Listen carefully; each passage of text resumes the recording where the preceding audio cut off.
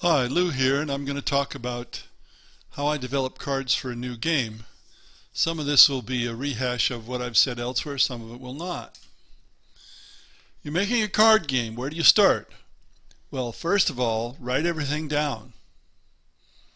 If you don't write it down, you'll forget some of it.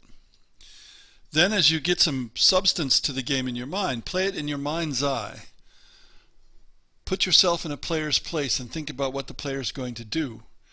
This should help you fill in holes in your conception and maybe realize that some of the things you think are going to happen will not work in an actual play. And you can do all this before you have a prototype.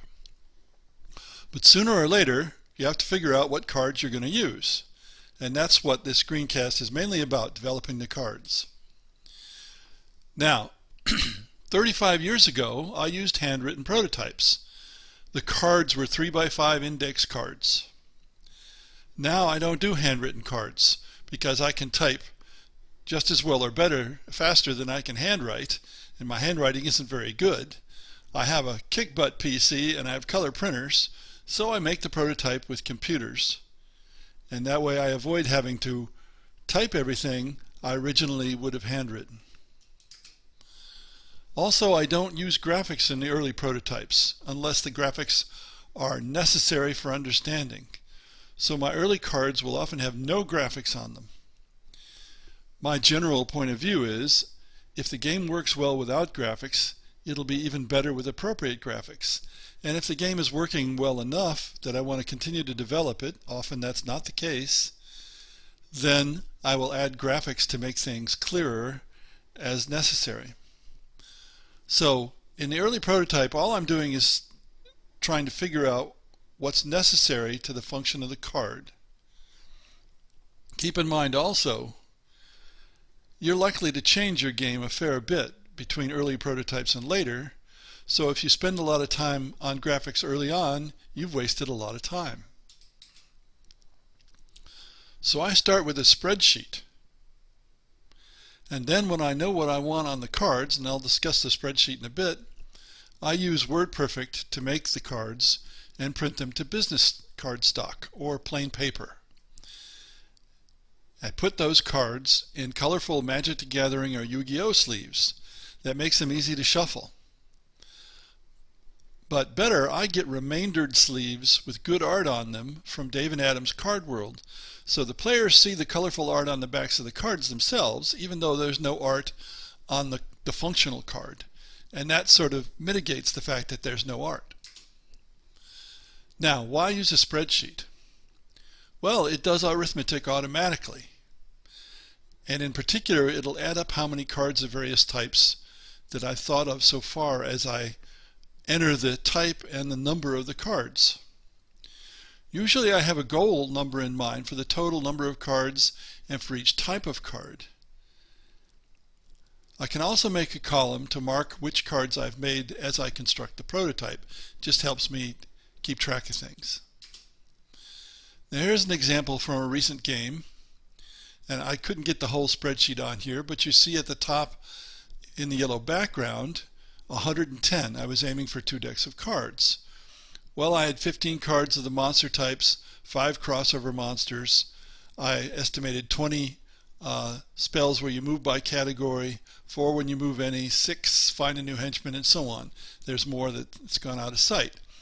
As you move over to the right, you see the various monsters that I was considering putting into the game.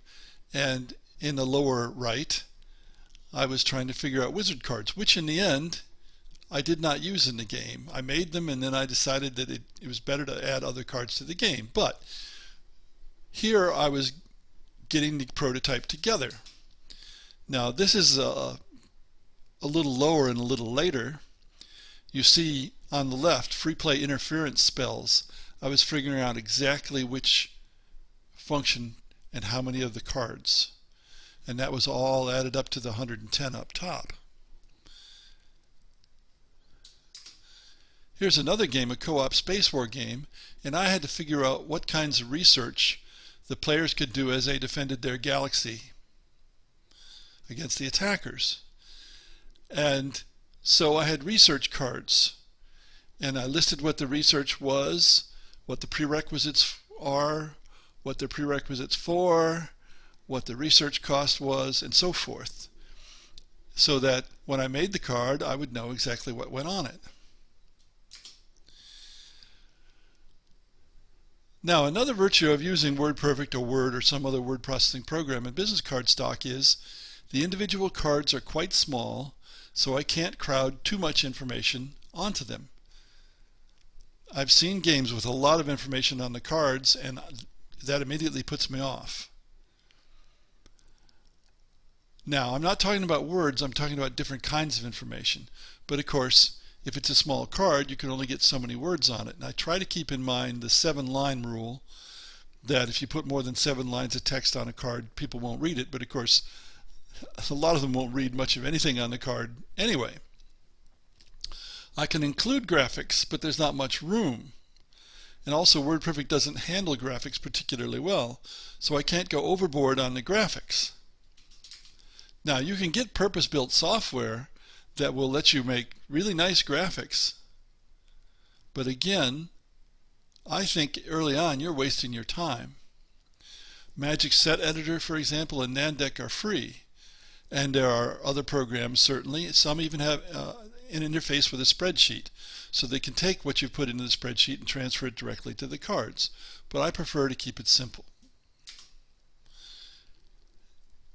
In general, keep it simple.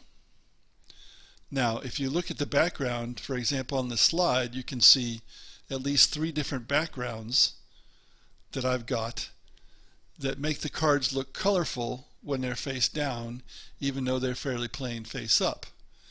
And you'll see that even the face up cards, in a couple of cases, have a simple graphic on them. Thanks for listening.